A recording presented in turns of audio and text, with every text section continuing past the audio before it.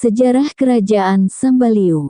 Berdiri dan berkembangnya Kerajaan Sambaliung kini terletak di Kecamatan Sambaliung, Kabupaten Berau, Provinsi Kalimantan Timur. Kerajaan ini merupakan pecahan Kerajaan Berau yang diakibatkan oleh politik pecah belah Belanda. Sebelumnya, kesultanan ini pernah bernama Tanjung yang selanjutnya diganti menjadi Batu Putih, dan akhirnya Sambaliung pada tahun 1849. Penguasa pertama kerajaan ini adalah Raja Alam yang bergelar Sultan Alimuddin tahun 1830 sampai tahun 1834 atau tahun 1837 sampai tahun 1844. Menurut catatan sejarah, penguasa Berau ke-9, lihat bagian tentang Kerajaan Berau, Aji Dilayas mempunyai dua orang putra yakni Pangeran Tua dan Pangeran Dipati. Agar mereka tidak memperebutkan tahta, disepakati bahwa keturunan kedua orang pangeran itu akan memerintah secara bergantian. Ternyata belakangan kesepakatan ini justru menimbulkan perpecahan dan perselisihan. Berdasarkan silsilah Berau, Raja Alam berasal dari garis keturunan Pangeran Tua. Raja Alam yang merupakan penguasa pertama Sambaliung merupakan salah seorang penentang Belanda yang gigih. Sebelumnya ia telah menyadari niat Belanda yang hendak menanamkan pengaruh di kerajaannya dengan melakukan politik pecah belah sehingga berujung pada terpecahnya Kerajaan Berau menjadi dua. Demi menggagalkan rencana Belanda ini, Raja Alam mengadakan persekutuan dengan pejuang Bugis, Sulu, dan Makassar. Sebagai persiapan dibangunlah sebuah perbentengan yang kuat di Batu Putih, Tanjung Mangkalihat. Demi menghadapi Raja Alam, Belanda menyiagakan angkatan lautnya semenjak April tahun 1834. Belanda mulai melancarkan serangannya dengan dalih pengaduan Aji Kuning II, Raja Gunung Tabur, yang melaporkan bahwa Raja Alam beserta pejuang Bugis dan Sulu yang disebutnya bajak laut kerap mengganggu keamanan di perairan Kalimantan Timur dengan membajak kapal Belanda. Menurut salah satu sumber, sebelumnya Belanda mengabarkan bahwa kapal-kapalnya telah dibajak. Sultan Aji Kuning kedua yang menganggap Sambaliung sebagai saingannya melaporkan kepada Belanda bahwa yang melakukan pembajakan adalah para pengikut dan sekutu Raja Alam, tentunya dengan disertai berbagai bukti palsu. Belanda bukannya tidak mengetahui kebohongan Sultan Aji Kuning kedua ini karena sebenarnya tidak ada kapal dagang Belanda yang dibajak. Belanda memang sengaja memancing di air keruh dengan melontarkan tuduhan palsu ini. Terlepas dari benar dan tidaknya tuduhan ini, pada September tahun 1834 Belanda mengirimkan ekspedisi penghukuman terhadap Raja Alam yang terdiri dari 4 buah kapal perang dan sejumlah pasukan di bawah pimpinan Kapten Laut Anemael, yang didaratkan di Batu Putih guna menyerang pusat pertahanan Raja Alam. Dengan dibantu para pejuang Bugis dan Sulu, Raja Alam beserta menantunya Syarif Dakula yang berasal dari Sulu melakukan perlawanan dengan gigih. Karena persiapan Belanda yang lebih matang, pasukan Raja Alam terdesak ke Tanjung dan bertahan di Muara Lasan. Di tempat inilah Raja Alam dikalahkan dan ditawan oleh Belanda. Agar Syarif Dakula beserta para pengikutnya bersedia meletakkan senjatanya, Belanda menjadikan Raja Alam sebagai sandera. Belanda kemudian memerintahkan Syarif Dakula agar datang ke kapal perang Belanda dengan keselamatan Raja Alam sebagai jaminannya. Ketika Syarif Dakula beserta keluarganya hadir di kapal perang Belanda untuk berunding, ia tetap menolak bekerja sama sehingga akhirnya ditangkap dan hendak diasingkan ke Makassar bersama Raja Alam. Kendati demikian, Syarif Dakula melakukan perlawanan hingga tewas. Jenazahnya kemudian dibuang ke laut. Istri Syarif Dakula bernama Pangeran Ratu Amasmira yang setia kepada suaminya lalu melompat ke laut bersama anaknya yang masih kecil, tetapi mereka berdua dapat diselamatkan. Sumber lain menyebutkan bahwa Syarif Dakula dijatuhi hukuman gantung oleh Belanda. Masih ada sumber yang menyebutkan bahwa menurut cerita Raja Alam kepada keturunannya, Syarif Dakula mengamuk di kapal dan setelah melukai beberapa serdadu Belanda ia melompat ke laut, namun hanya anak beserta istrinya yang berhasil diselamatkan. Menurut laporan J. Hagerman Jos yang merupakan versi penjajah, Syarif Dakula mengonsumsi candu dan dalam keadaan mabuk melompat ke laut bersama anak serta istrinya. Karena dianggap berbahaya, antara tahun 1834 sampai tahun 1837 Raja Alam ditawan dan diasingkan ke Makassar.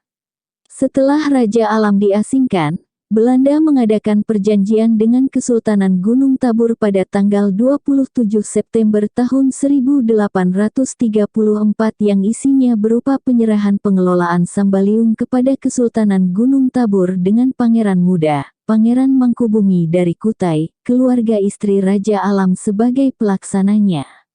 Alasan dipilihnya pangeran ini disebabkan oleh kacaunya kawasan tersebut sepeninggal Raja Alam.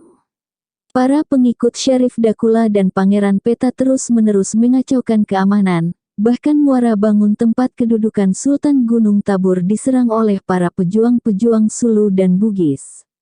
Itulah sebabnya, urusan pemerintahan Sambaliung diserahkan kepada pangeran asal Kutai yang masih kerabat Raja Alam tersebut. Dengan demikian, diharapkan kemarahan rakyat dan pengikut Raja Alam dapat diredakan. Karena kerusuhan tidak kunjung mereda, Sultan Aji Kuning II dari Gunung Tabur mengajukan permohonan agar Raja Alam dapat dikembalikan ke Sambaliung. Belanda ternyata menyetujui pemulangan Raja Alam ke negerinya pada tanggal 15 September tahun 1836. Setahun kemudian, tepatnya tanggal 24 Juni tahun 1837, Raja Alam beserta keluarganya diizinkan kembali ke Batu Putih dengan syarat bahwa ia mengakui kekuasaan pemerintah Hindia Belanda dan bersedia menjadi bawahan Kesultanan Gunung Tabur. Kendati demikian, Raja Alam masih tetap tidak sudi tunduk kepada Belanda yang selama 7 tahun terus-menerus membujuknya agar tak lagi memusuhi mereka. Sultan Gunung Tabur sendiri tidak dapat melakukan apa-apa meski Raja Alam menolak menjadi bawahan kerajaannya karena ia telah sadar bahwa semua ini merupakan taktik adu domba Belanda. Alasan lain adalah Sultan Aji Kuning menyadari bahwa Raja Alam adalah keturunan ke-13 dari Aji Raden Suryanata Kesuma, pendiri Kerajaan Berau, sedangkan dirinya adalah keturunan ke-14. Jadi secara garis keturunan, Raja Alam lebih tua dibandingkan dirinya. Menurut adat istiadat, jika berani menyakiti kerabat yang lebih tua akan terkena tulah.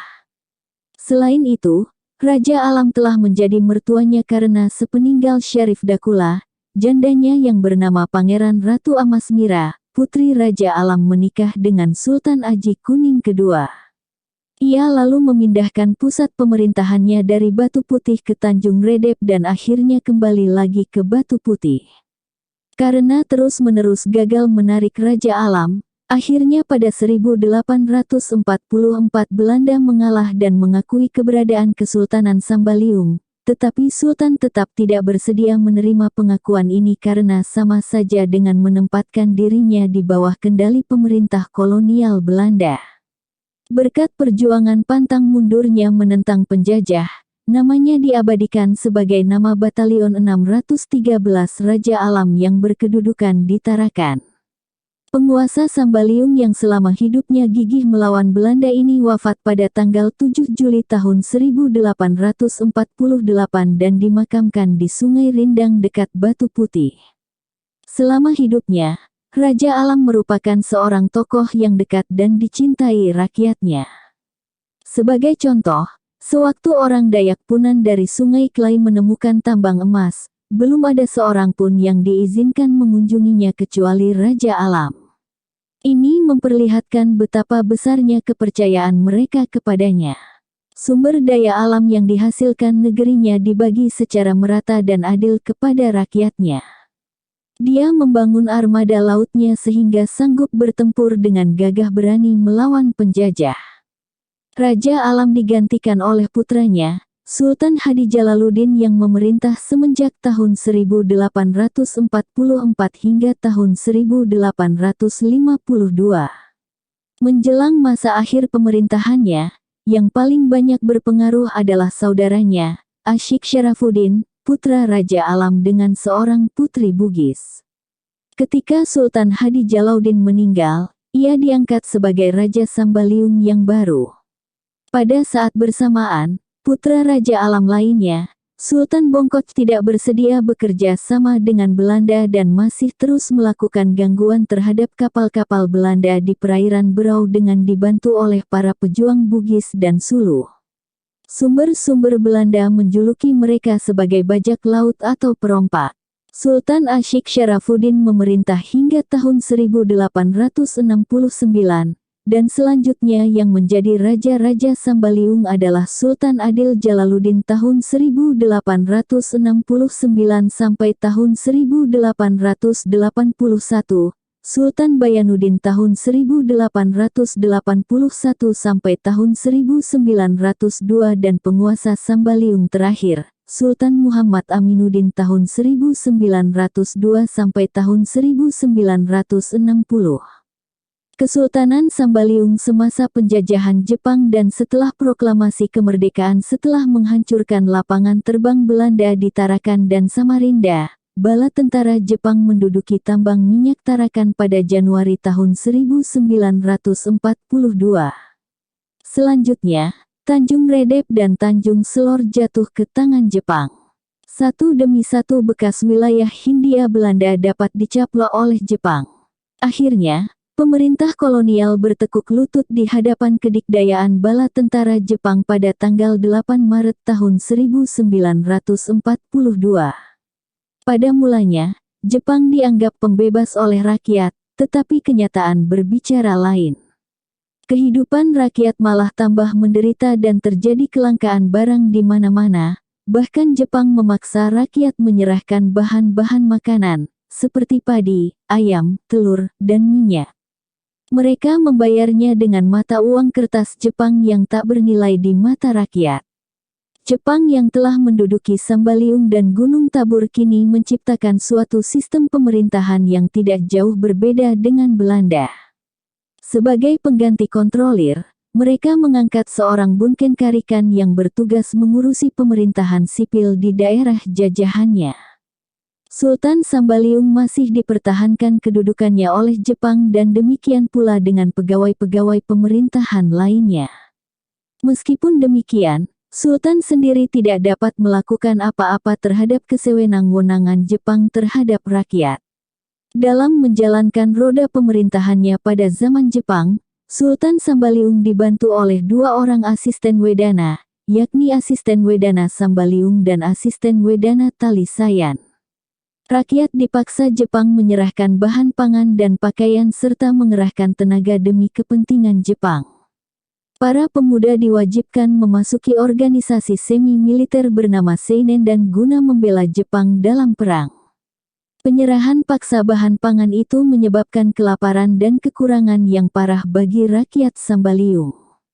Meskipun demikian, tidak ada yang berani melawan karena Jepang akan menindasnya dengan kejam dan tanpa pandang bulu. Apabila satu orang saja warga kampung melakukan perlawanan maka seluruh kampung akan dibumi hanguskan sehingga semuanya menjadi korban. Para anggota Ken Petai Dinas Rahasia Jepang dengan didukung anggota Junpo polisi rahasianya selalu siap mengawasi rakyat dan mencari orang-orang yang hendak membangkang dan melawan perintah mereka.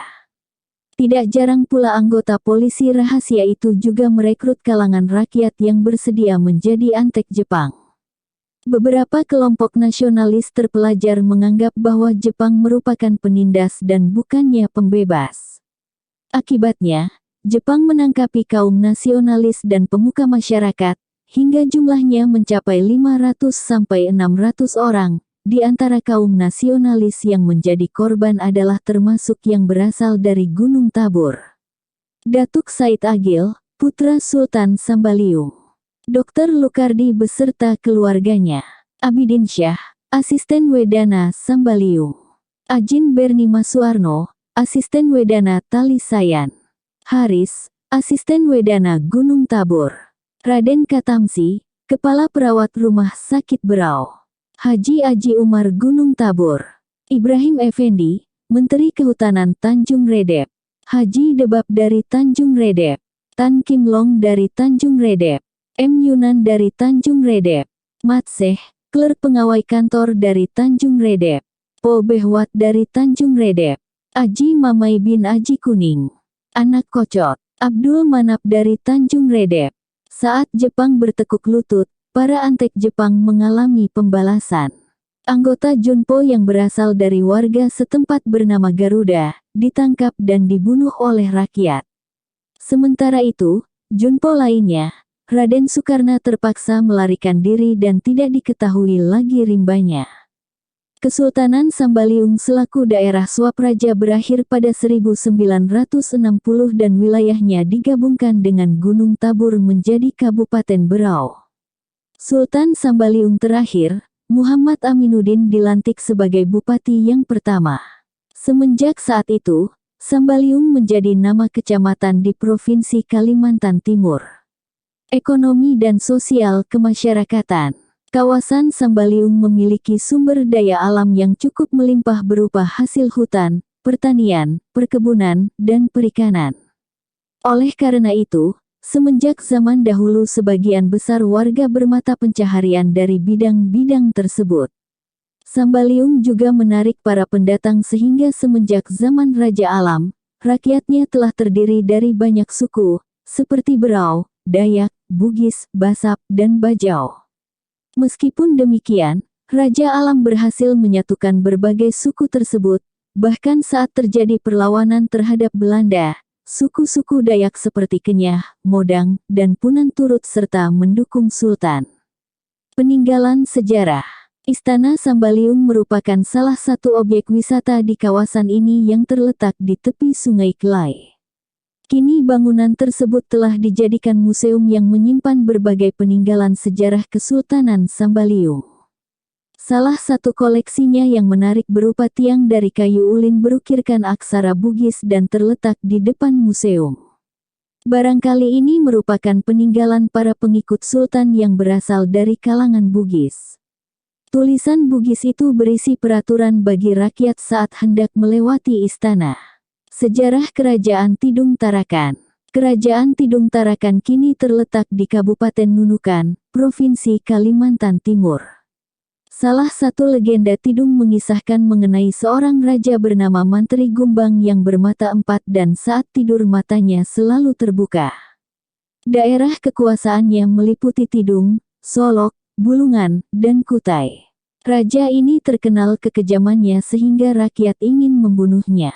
Mereka menipu Manteri Gumbang dengan membujuknya membuat sebuah peti mati yang akan dipergunakan tatkala keluarga kerajaan meninggal. Kemudian dibuatlah sebuah peti mati yang indah dan raja diminta masuk ke dalam untuk mencobanya. Begitu raja yang kejam itu berada di dalam peti, rakyat bergegas memakunya kuat. Sia-sia saja raja berteriak dari dalam peti dan mangkatlah ia 3 hari kemudian. Peti tersebut akhirnya terjatuh ke laut dan berubah menjadi pulau di Lunung. Konon pada tahun 1076 sampai tahun 1156 sudah ada kerajaan kuno di pesisir timur Pulau Tarakan, yakni di daerah Binalatung. Antara tahun 1156 sampai tahun 1216 pusat pemerintahannya bergeser ke sebelah barat Pulau Tarakan, yakni di Tanjung Batu, lalu berpindah ke Sungai Bidang pada tahun 1216 sampai tahun 1394. Dari Tarakan, pusat kerajaan ini pindah ke daratan Kalimantan atau tepatnya kawasan Tanah Kuning antara tahun 1394 sampai tahun 1557. Bersamaan dengan ini, agama Islam mulai tersebar ke kawasan tersebut dan berdirilah Kesultanan Tidung Islam dengan raja pertamanya Datuk Raja Laut atau Sultan Abdul Rashid tahun 1557 sampai tahun 1571. Pusat kerajaannya terletak di Pamusian, Tarakan Timur. Menurut legenda, Kerajaan yang tertua adalah kerajaan menjelutung di sungai sesayap dengan raja terakhirnya bernama Benayu. Konon kerajaan ini hancur karena ditimpa angin topan dan badai yang dahsyat.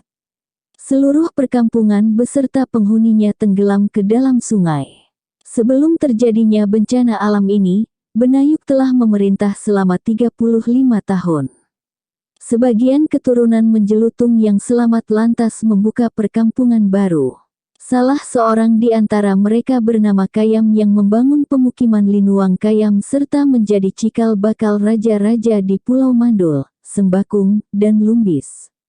15 tahun setelah kehancuran menjelutung, salah seorang keturunan kerajaan tersebut bernama Yamus atau Siamus yang berdiam di Liu Maye mengangkat dirinya sebagai raja dan membangun pusat pemerintahan di Binalatung. Setelah memerintah selama 44 tahun, ia digantikan cucunya, Ibu Gang yang menikah dengan Ilawang. Ibu Gang mangkat setelah memerintah selama 22 musim. Putranya, Itara, tampil menggantikannya dan memerintah selama 29 tahun. Raja-raja Tidung berikutnya adalah Ikurung 25 tahun dan Ikarang 35 tahun. Pada masa pemerintahan Ikarang, pusat pemerintahan dipindahkan ke Tanjung Batu Tarakan. Raja selanjutnya bernama Karangan menikah dengan Putri Kayam, anak perempuan Linuang Kayam, dan dikaruniai putra bernama Ibidang. Kemudian berkuasalah Raja Bengawan yang dikenal tegas dan bijaksana. Dia memerintah selama 44 tahun dan sepeninggalnya, putranya, Itambu menaiki singgasana kerajaan. Selama 20 tahun ia memerintah dan setelah itu secara berturut-turut digantikan oleh Aji Beruing Sakti 30 tahun, Aji Surya Sakti 30 tahun, Aji Pengiran Kungun 25 tahun, dan Pengiran Tempuat 34 tahun. Raja ini menikah dengan Ilahai, putri kepala suku Kayan di Sungai Pimping. Kepemimpinannya dilanjutkan oleh Aji Iram Sakti, 25 tahun, Aji Baran Sakti, 20 tahun, Datu Mancang, 49 tahun, Abang Lemanak, 20 tahun memerintah dari Baratan, dan Ike Nawai Ratu Ulam Sari. Ia merupakan seorang ratu yang menikah dengan Datu Raja Laut dari Kerajaan Suluk. Setelah memerintah selama 15 tahun ia menyerahkan urusan pemerintahan kepada suaminya. Datu Raja Laut atau Sultan Abdul Rashid merupakan raja pertama yang menganut agama Islam. Ia digantikan oleh putranya bernama Dipati Anum yang bergelar Amiril Pengiran Dipati. Ia menikah dengan Mayang Sari, putri Pengiran Sukmana dari Sebawang. Mereka dianugerahi putra dan putri yang masing-masing bernama Pengiran Singa Laut, Mayang Sari, Kumalasari, dan Sukmasari. Setelah memerintah selama 42 tahun, Amiril Pengiran Dipati digantikan oleh putranya, Amiril Pengiran Singa Laut yang berkuasa selama 37 tahun. Singgasana beralih lagi kepada putra Pengiran Singa Laut bernama Amiril Pengiran Maharaja Lila pertama. Setelah memegang tampuk pemerintahan selama 45, ia mangkat. Putranya, Pengiran Mustafa naik tahta dengan gelar Amiril Pengiran Maharaja Lila kedua. Saudari Amiril Pengiran Maharaja Lila pertama, Sinaran Bulan, menikah dengan Wira Amir yang bertugas sebagai Panglima Perang Kerajaan. Setelah 29 tahun menduduki singgasana, Amiril Pengiran Maharaja Lila kedua dibunuh dengan licik oleh Wira Amir yang berdalih bahwa itu adalah kecelakaan. Wira Amir mengambil alih kekuasaan, tetapi tidak disetujui oleh para pemuka kerajaan.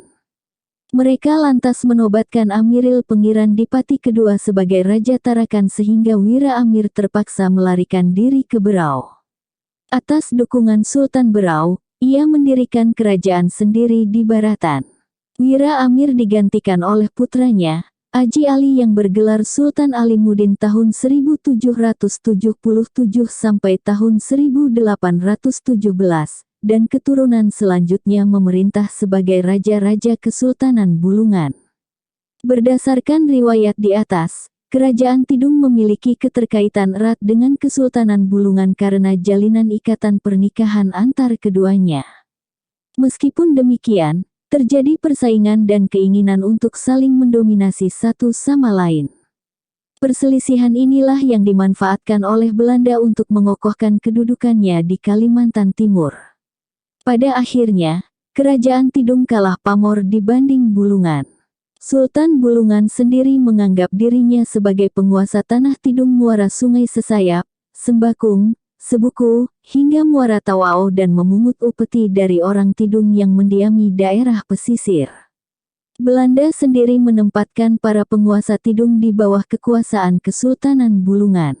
Pada masa pemerintahan Amiril Pengiran Dipati kedua 34 tahun, dilancarkan serangan terhadap Wira Amir yang telah membentuk kerajaan sendiri di Baratan sebagai pembalasan terhadap pembunuhan Amiril Pengiran Maharaja Lila kedua.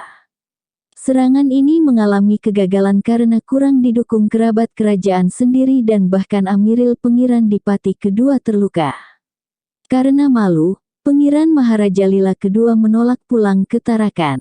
Dalam keadaan luka parah, Pengiran Maharaja Lila kedua diantar oleh para pengikutnya ke suatu daerah terpencil di Sungai Simasulem Serudung. Ia wafat tak lama kemudian. Amiril Pengiran Maharaja Lila III melanjutkan kepemimpinan ayahnya. Ia menikah dengan Aji Intan Pengiran Kesuma dan memperoleh keturunan Aji Intan, Datu Syabudin, Datu Mancang, dan Datu Maharaja Lila. Kelak Datu Maharaja Lila dinobatkan sebagai Sultan Muhammad Kaharudin kedua dari Bulungan. Sesudah memerintah selama 35 tahun, Amiril Pengiran Maharaja Lila III mangkat dan digantikan oleh adiknya yang bergelar Amiril Pengiran Amir Tajuddin tahun 1817 sampai tahun 1844.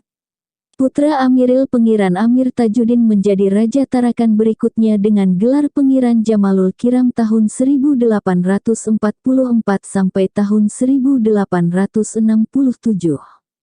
Ia menikah dengan Tuan Dayang, putri Raja Tungku dari Sabah. Putra-putri mereka adalah Pengiran Jamalul, Dayang Tima, dan Ratu Intan Dura yang menikah dengan Datu Jaring atau Datu Maulana, putra Sultan Bulungan, Muhammad Kaharudin II. Menantu Pengiran Jamalul Kiram ini menggantikan mertuanya dengan gelar Datu Maulana Amir Bahar tahun 1867 sampai tahun 1896. Penggantinya adalah putranya, Datu Adil tahun 1896 sampai tahun 1916 yang berdasarkan silsilahnya memiliki kedekatan erat dengan keluarga Kesultanan Bulungan. Dalam laporan perjalanannya pada 1878, Karl Alfred Bock tahun 1849 sampai tahun 1932 seorang ahli ilmu alam dan penjelajah Norwegia menyebutkan bahwa Raja Dadu dari Tidun merupakan salah seorang anggota rombongan yang berlayar bersamanya dengan kapal Tiger. Ia menyebutkan bahwa Raja Dadu tinggal di Sanga-Sanga, tidak jauh dari Pelarung. Kemungkinan Raja Dadu adalah Datu Maulana Amir Bahar. Meskipun demikian, perlu penelaahan lebih lanjut guna memastikannya. Pada zaman Datu Adil, ditemukan tambang minyak bumi di Tarakan. Berkat usaha penambangan minyak yang dilakukan pemerintah Belanda, raja-raja Tarakan turut mendapatkan pembagian keuntungan. Akibatnya pendapatan mereka makin besar sehingga meresahkan Kesultanan Bulungan. Oleh karenanya, mereka melakukan upaya menjatuhkan Datu Adil di hadapan pemerintah Belanda.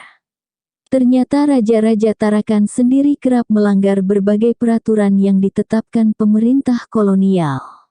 Itulah sebabnya, Belanda kurang menyukai Datu Adil.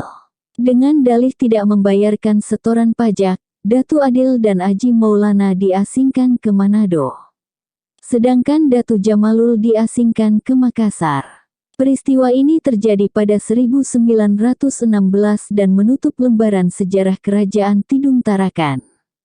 Kerajaan-kerajaan lain di Tanah Tidung berdasarkan artikel yang diterima dari Mika Okushima, di kawasan Tanah Tidung masih terdapat beberapa kerajaan seperti Mandul, Sebuku, Sembawang, dan Sesayap. Sekelumit riwayat mengenai kerajaan Sebuku diperoleh dari naskah yang disebut Dokumen Sebuku. Naskah berhuruf Jawi itu didiktekan pada 1916 oleh Pangeran Anum, putra Aji Raden atau Menteri Amas, keturunan Kerajaan Tarakan, kepada Suma atau Aji Kesuma, keturunan Pangeran Mansyah Kaputan bin Daking, pemuka Dayak Sebuku. Semula masyarakat mereka mendiami daerah Sumbol, namun tercerai-berai karena serangan suku Dayak Kayan. Serbuan tersebut sebenarnya digerakkan oleh Sultan Muhammad Kaharudin tahun 1817 sampai tahun 1861, atau Raja Muda, seorang sultan bulungan yang ingin menguasai daerah tersebut selaku salah satu pusat perdagangan penting di timur Laut Kalimantan. Padahal sebelumnya, kaum mereka menikmati kebebasan dari Bulungan karena tidak perlu membayar pajak atas sarang burung yang dihasilkan di gua-gua warisan leluhur mereka. Akibat serangan itu, rakyat Sebuku tercerai-berai hingga ke Labuk, Tarakan, dan Sembakung.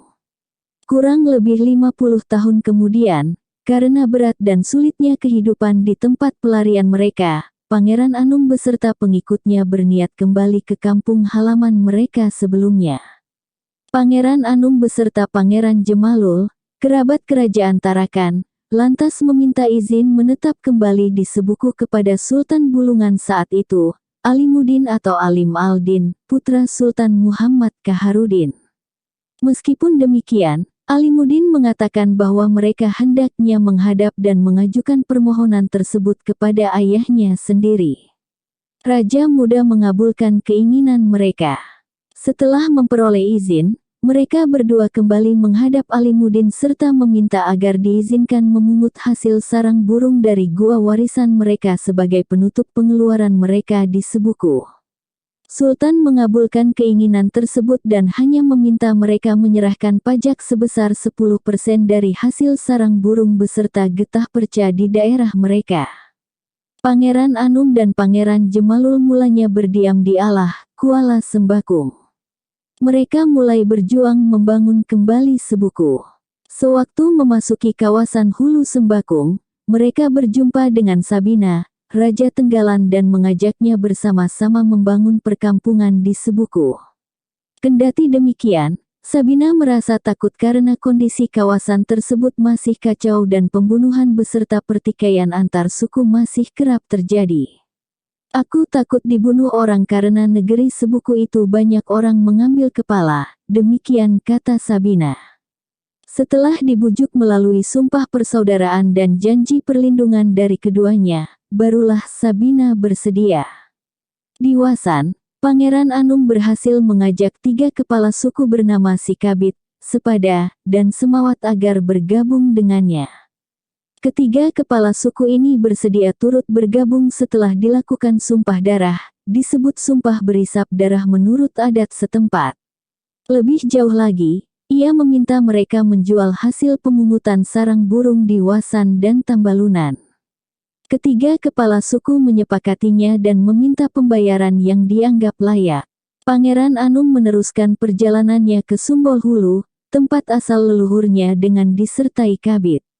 Di kawasan Sungai Baruas, rombongan berjumpa dengan kepala suku setempat bernama Inil.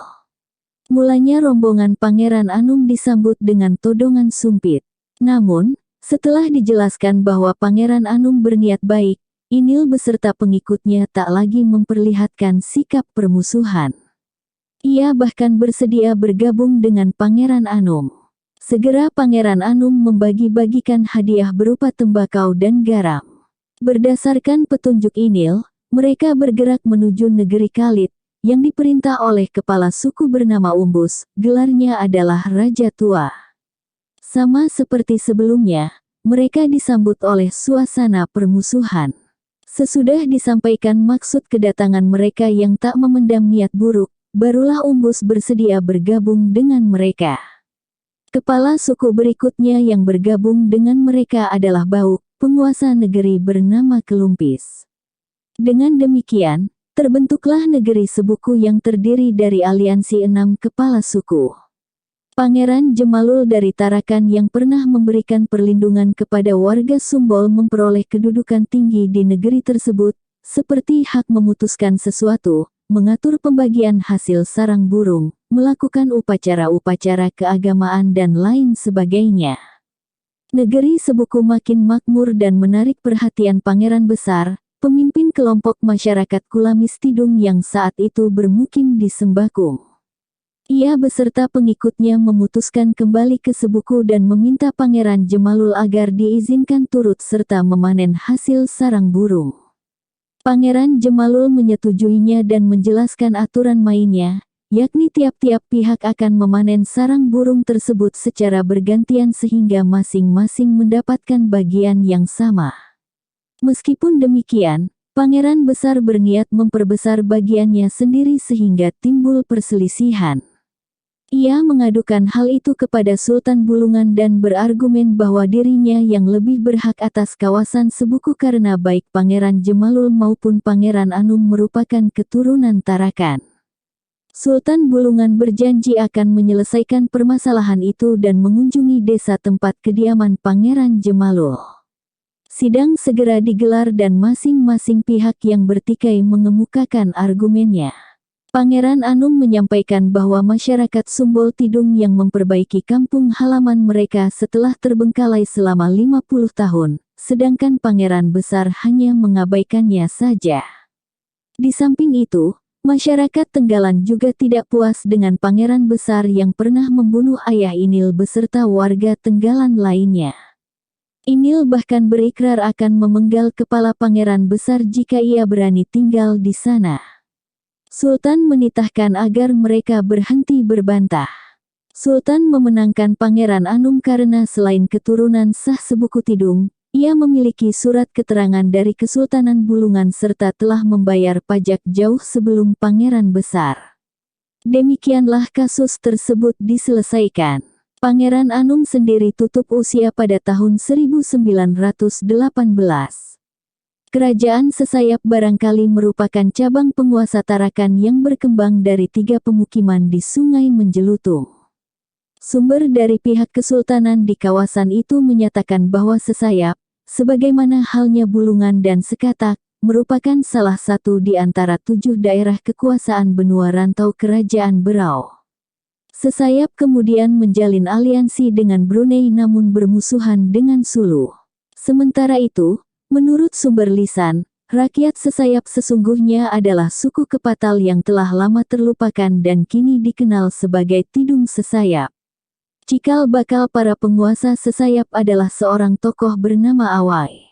Pernikahan putri penguasa Sesayap dengan seorang bangsawan Kayan dari Bulungan menjadikan kerajaan tersebut di bawah dominasi Bulungan. Putra mereka, Baginda, merupakan penguasa Sesayap pertama yang menganut agama Islam. Meskipun demikian, pada masa itu agama Islam baru sebatas dianut kaum bangsawan. Rakyat Sesayap sendiri sebagian besar masih menganut kepercayaan leluhurnya. Kurang lebih pada 1750, terjadi persaingan antar berbagai kekuatan di kawasan tersebut antara Sulu di sebelah utara dan Bulungan di selatan. Para pendatang Bugis juga cukup besar peranannya di sana. Hal ini masih ditambah oleh seringnya berlangsung perompakan. Demi alasan keamanan, kerajaan Sesayap memindahkan pusat pemerintahannya ke pedalaman. Kendati demikian, pemindahan tersebut juga dimaksudkan agar lebih mudah mengawasi gua-gua penghasil sarang burung. Pada abad ke-19, Tidung menghasilkan 50 kati sarang burung putih dan 100-200 pikul sarang burung hitam setiap tahunnya.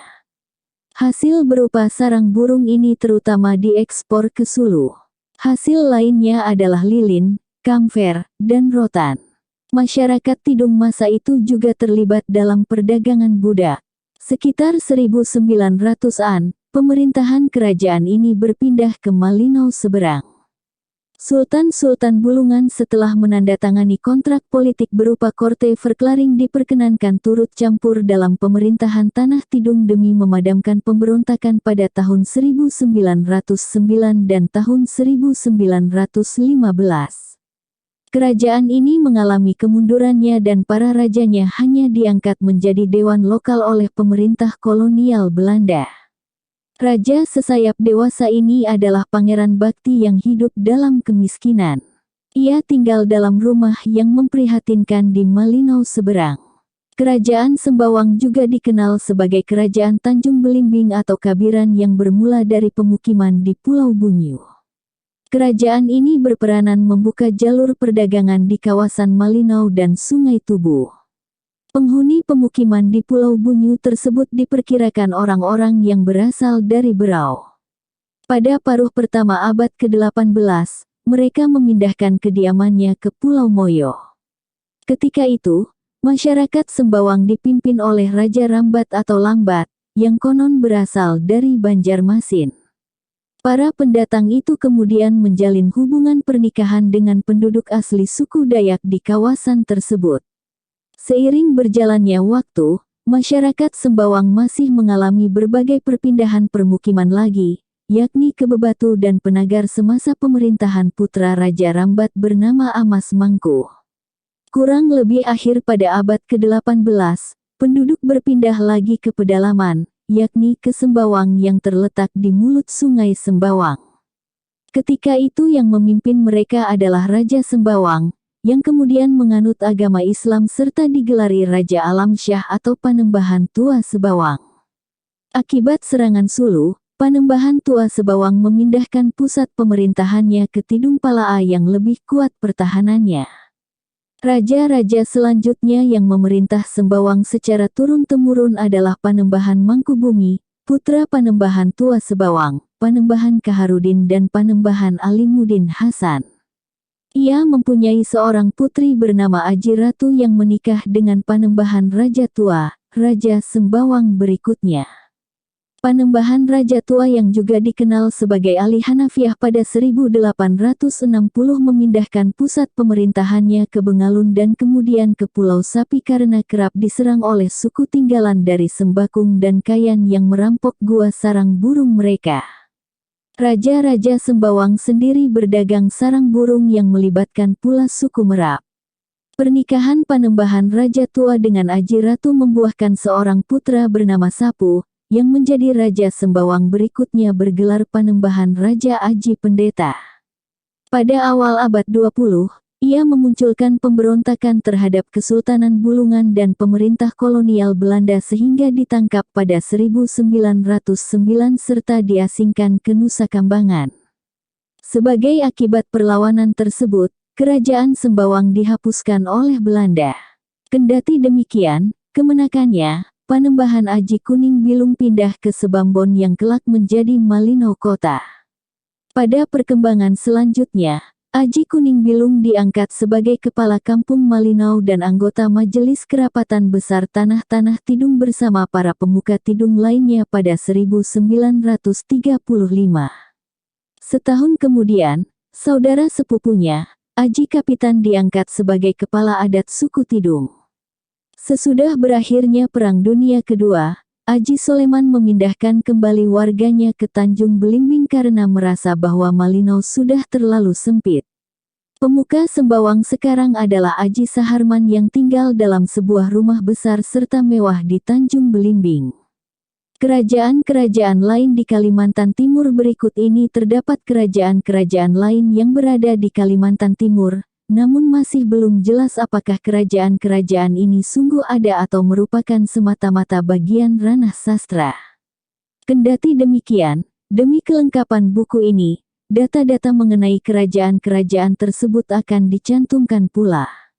Sejarah Kerajaan Benuak. Kerajaan Benuak pernah diperintah oleh Raja Ningkah Olo yang merupakan putra Lukut Daat Duyaat. Ketika itu, pusat kerajaan berada di Tengkulutan Ayapem. Suatu malam Raja Ningkah Olo bermimpi didatangi seorang tua yang menyarankannya agar berpindah ke hulu Sungai Mahakam. Orang tua itu memberikan petunjuk bahwa jika tiba di sebuah belokan sungai dan mencium bau kemenyan, mereka harus belok ke sana. Demikianlah, Raja Ningkah Olo memenuhi petunjuk dalam mimpi tersebut dan berpindah ke bagian hulu. Mereka membuka perkampungan baru yang berpusat di Senteau. Beberapa waktu kemudian datang pula serombongan orang yang juga berasal dari daerah hilir, dipimpin oleh Geruhat beserta adik perempuannya, Dayang Beliat. Ningkah Olo lantas menikahi Dayang Beliat, sedangkan Geruhat menikahi adik perempuan Ningkah Olo bernama Serumak. Demikianlah mereka membangun ikatan kekeluargaan. Geruhat meneruskan perjalanannya dan kemudian bermukim di Kapok, sedangkan Ningkah Olo tetap berdiam di Senteau. Kerajaan ini akhirnya berhasil menguasai hampir keseluruhan wilayah suku Benua. Ningkah Olo memiliki 2 orang putra, yang masing-masing bernama Ganas dan Telekat. Pertama-tama yang menggantikannya ayahnya adalah Ganas dengan gelar Meraja Ganas. Meskipun demikian, ia menghilang begitu saja dan konon menjelma menjadi roh halus. Oleh karenanya, ia lantas digantikan oleh adiknya, Telekat, dengan gelar Meraja Telekat. Dia memindahkan pusat pemerintahan ke Telekat. Raja-raja berikutnya yang memerintah secara berturut-turut adalah Meraja Setik, Meraja Naing, Meraja Sopaang, Meraja Jarat, Meraja Bincik, Meraja Siwuk, dan Meraja Sentaruk. Selanjutnya, Meraja Sentaruk memiliki 2 orang anak, yakni Untuk dan Palepa. Untuk lalu menggantikan ayahnya dengan gelar Meraja Untuk. Semasa pemerintahannya, pusat pemerintahan dipindahkan ke Jengan Danum. Sedangkan Palepa tetap tinggal di Telekat. Dari 2 orang istrinya, yang masing-masing bernama Jemuten dan Pantas, Meraja Untuk memiliki 2 orang putra, yakni Lanak Mencenak serta Ragup Pejentui. Pada mulanya, mereka sama-sama menjadi raja, tetapi rakyat kemudian lebih memihak kepada Ragup Pejentui sehingga Lanak Mencenak meletakkan kedudukannya. Dengan demikian, Ragup Pejentui diakui sebagai satu-satunya raja dengan gelar Timaang Tungar Buah Numur Pahu Botuk Bataang Malang Maraak Idaat Joang Ngompak Pahu Dayak. Semasa pemerintahannya, terjadi pertempuran dengan kerajaan Tunjung Pinang Sendawar atau Sentawar yang ketika itu diperintah oleh Angin Menuyang. Meskipun demikian, tiada yang menang ataupun kalah. Kerajaan Benuak mencapai kejayaannya semasa pemerintahan Ragup Pejentui, tetapi belakangan Benuak ditaklukkan oleh Kutai Kartanegara. Sejarah Kerajaan Dano Riuk Olo. Kerajaan Dano Riuk Olo diperintah oleh Datu Tuo dan Dara. Meskipun mereka berdua memiliki banyak budak, belum pernah mereka menyakiti budak-budaknya. Dengan bantuan para budaknya, mereka membangun kerajaan Dano Riuk Olo. Kendati demikian, Datu Tuo dan Dara belum juga dikaruniai keturunan sehingga mereka terus-menerus memanjatkan doa kepada Yang Kuasa. Akhirnya doa ini dikabulkan dan mereka dikaruniai seorang anak gadis amat cantik bernama Ayang Serakit. Setelah putrinya menginjak dewasa, banyak pria yang hendak melamar Ayang Serakit, namun belum ada satu pun yang berkenan di hatinya. Hingga akhirnya, muncul seorang pemuda bernama Serempuluk Pusuk Langit yang mengaku bahwa dirinya berasal dari kerajaan di langit. Ia melamar Ayang dan lamarannya pun diterima. Pernikahan ini dikaruniai seorang putra bernama Kilip. Sewaktu Kilip berusia 7 tahun, ayahnya kembali ke langit. Setahun kemudian karena merasa sedih ditinggal suaminya, Ayang Serakit juga memutuskan meninggalkan tempat tersebut dan berdiam di dalam tanah.